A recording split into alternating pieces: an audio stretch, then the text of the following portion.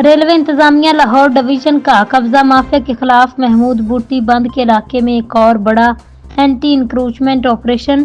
TS railway Lahore Mian Tarak Latif की हिदायत के मुताबिक डिविजनल टीम ने रेलवे पुलिस की मदद से कामयाब ऑपरेशन किया। ऑपरेशन के दौरान 12 गोदाम, 2 वेट बर्ज और 7 शॉप्स को सेल कर दिया गया। सेल की गई प्रॉपर्टी 5 कनाल 12 मरले जमीन पर मुश्तमिल थी। ऑपरेशन के दौरान 283 मिलियन मारियत की प्रॉपर्टी सेल कर दी गई। वफाकी वजीर रेलवे हनीफ अब्बासी के विजन के मुताबिक रेलवे जमीन की हिफाजत यकीनी बनाई जाएगी। डीएस रेलवे मियां तारक लतीफ अपनी पूरी ताकत के साथ कब्जा माफिया के खिलाफ क्रैकडाउन जारी रखेंगे।